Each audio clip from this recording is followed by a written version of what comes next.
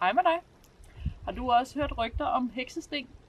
De har ikke noget som helst med trylleformularer at gøre, men de er stadig ret magiske. De er nemlig rigtig fede at brodere med, kan alt muligt spændende, og så kan man også bruge dem til at lægge kjoler op med. Hvis du godt kunne tænke dig at lære at brodere dem, så er du havnet det helt rigtige sted. Kom med indenfor.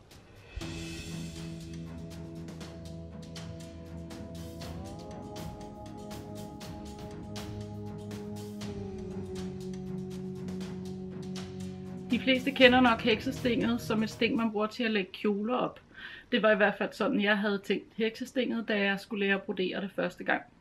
Men det er faktisk et sting, der er helt vildt magisk og fantastisk at brodere med, og det kan varieres i rigtig mange forskellige udgaver. Til at starte med, så prøver vi at brodere det enkelt lag og lige ud.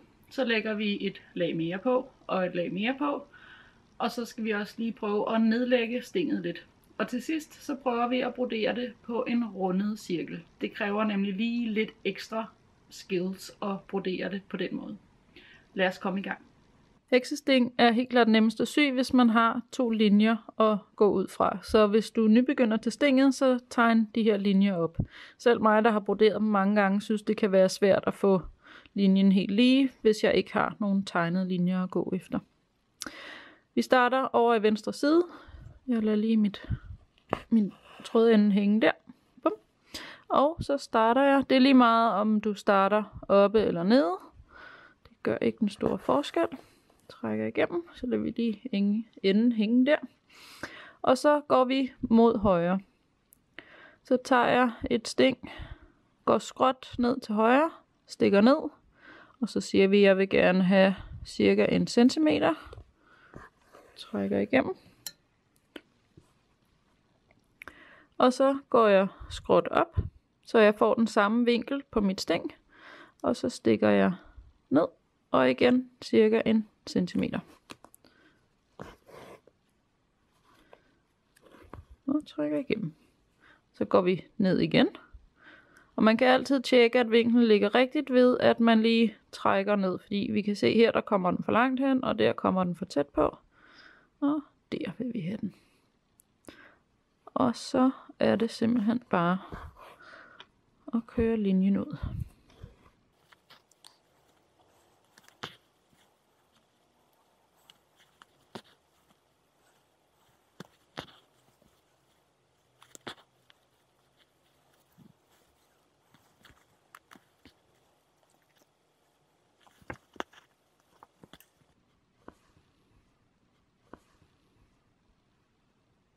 Ja, men en række er meget godt, men 2 rækker er jo endnu bedre. Så lad os prøve at putte en række heksesting mere på.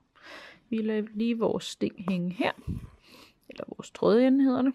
Sådan der. Og så skal vi bruge de mellemrum, der ligger imellem den første række sting. Så nu skal jeg jo sådan set op her, kan man sige, i stingets forløb.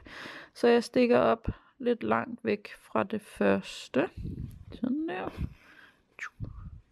Og så gør jeg det, at jeg hopper op på øverste række, op imellem de 2 sting, og så vil der jo faktisk ligge et sting mere her, så jeg har det her område at gøre godt med. Så tager vi cirka den der centimeter, og trækker igennem. Og så hopper jeg ned nedenunder. Nu har jeg valgt at lave mellemrum mellem stingene. Man kunne også stikke ned samme sted, hvis man vil det. Nu vælger jeg, at der lige skal være en lille smule mellemrum her imellem. Ja.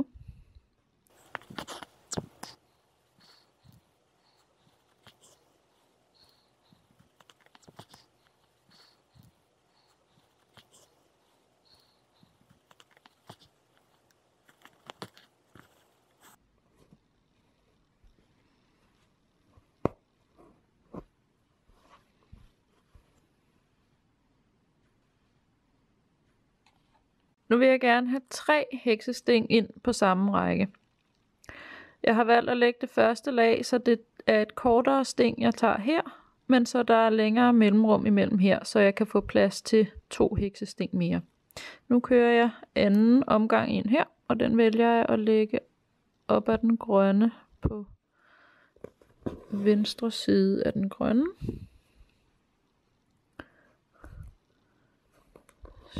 Ja, hov.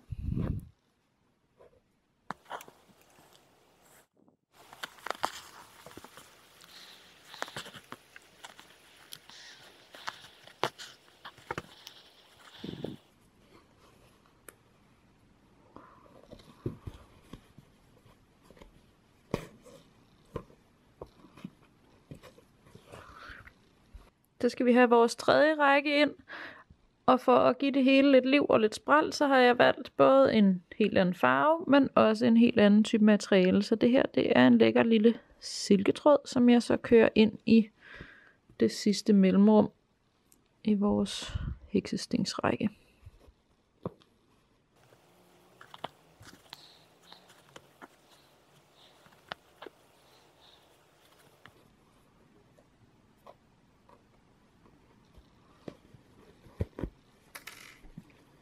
Heksestinget er en af de meget trådsparende stingtyper, i det at der ligger rigtig meget på forsiden, men når vi så vender den om, så er der næsten ingenting overhovedet.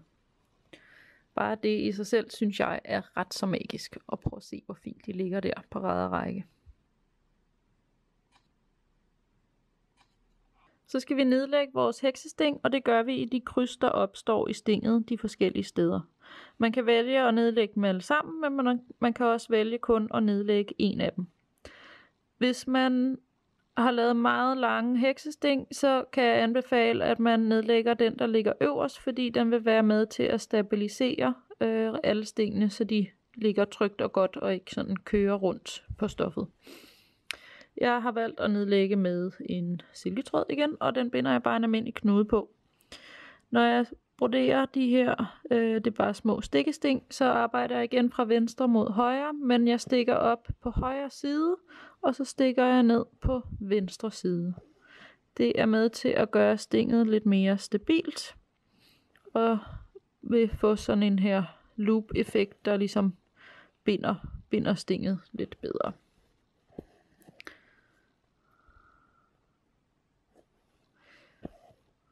Krydsene kan godt have en tendens til at ligge og flagre lidt, specielt hvis du har meget lange heksesting.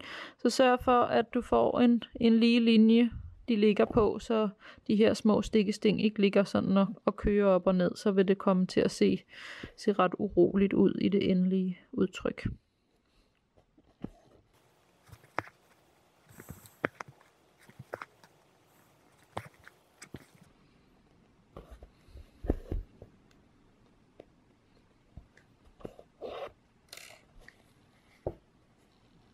En sjov ting ved at lave stikkestingene på denne her måde, det er, at når vi så vender det om på bagsiden, så er det faktisk blevet til små heksesting.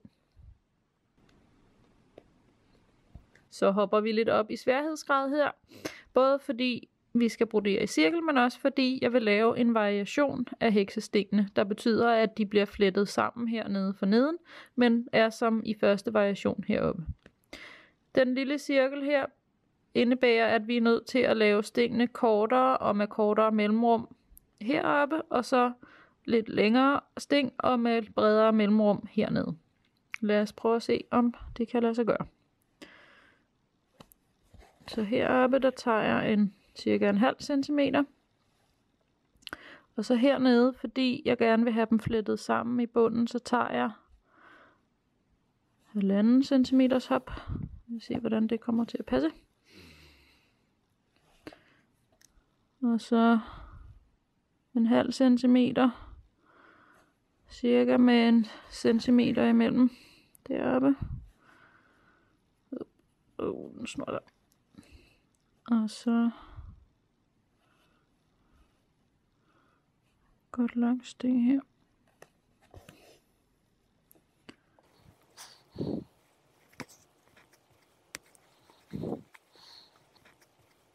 Nu er jeg ved at være nået hele vejen rundt, og så er det altid lidt spændende at se, om man har ramt rigtigt, så det passer med det første sting, vi tog, eller om jeg er nødt til at pille lidt op, sprætte lidt op, for at få det til at passe. Hvis det ikke passer, så går man bare bagud et par sting, og så lægger man dem enten en lille smule tættere eller en lille smule længere fra hinanden.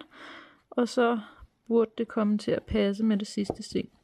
Nu kan jeg se, at for at få den til at passe helt perfekt, så den burde måske have haft 2 sting imellem der, men jeg tror lige, vi laver sådan en lille snyder, og så flytter vi startstinget lidt tættere på. Sådan der, og så vil jeg gerne have den ned der.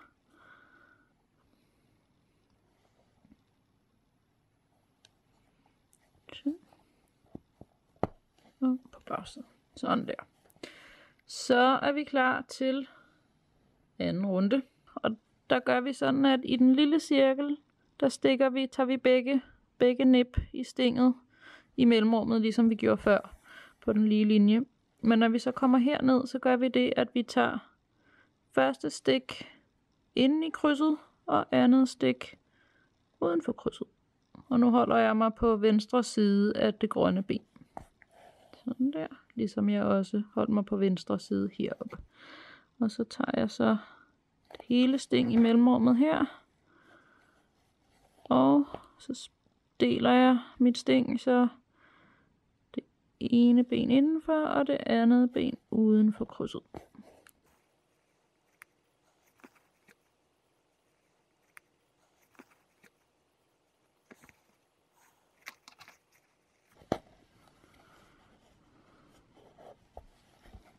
Så langt så godt. Så er det videre til tredje runde. Og nu giver mellemrummene lidt sig selv her. Så nu starter jeg hernede, og så tager jeg det lille nip i det samlede mellemrum. Og så hopper jeg ned, hvor jeg så igen stikker ned inden for benene og ude i mellemrummet.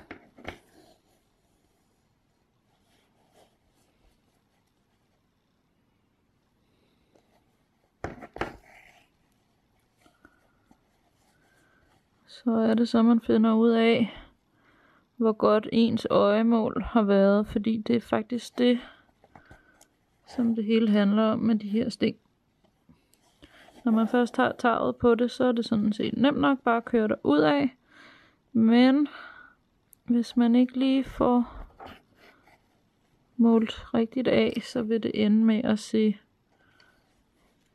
ret skørt og skævt ud. Og så vil der være sådan nogle huller.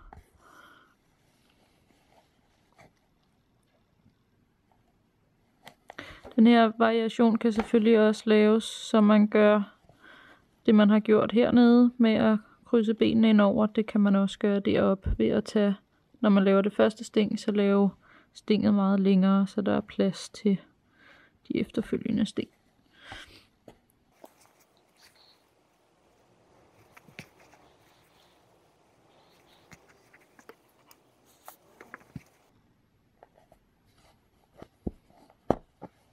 Så ser det sådan her ud, og det har næsten fået sådan en helt 3D-agtig effekt. Man kan som sagt variere de her sting uendelig meget, så det er bare med at prøve sig frem og lege og eksperimentere og se, hvad der virker. Den måde, man vælger at lægge farverne på, vil også have noget at sige i forhold til, hvad for et udtryk heksestingene får, fordi farverne spiller mod hinanden, og nogle af dem stjæler mere opmærksomhed end andre, så det skal man også lige huske at eksperimentere med, i forhold til, hvad for nogle farver, der ligger hvor i rækkefølgen. For sammenligningens skyld, så har jeg lavet en variation her, der er broderet, ligesom vi gjorde på de lige rækker, hvor man kan se, at stingene ligger frit af hinanden i krydsene, hvor herover der ligger de jo og fletter sammen.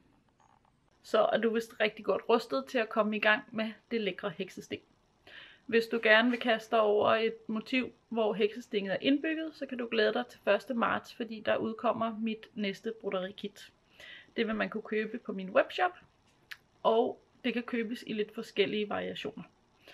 Det er et stort solsymbol broderet med uld på uld, hvor teksten er skrevet af Maria, der har Hyldemors have. Så der vil være en masse spændende symbolik at hente i hendes tekst til, når man broderer. Du kan holde dig opdateret ved at følge min Instagram-side eller min Facebook-side. Og så kan du selvfølgelig også abonnere på kanalen her. blandt andet ved at trykke på det lille logo nede i hjørnet. Så bliver du holdt opdateret, når der kommer nye videoer, og det gør der cirka hver 3. uge. Indtil da, så må du have rigtig god fornøjelse og rigtig god hygge.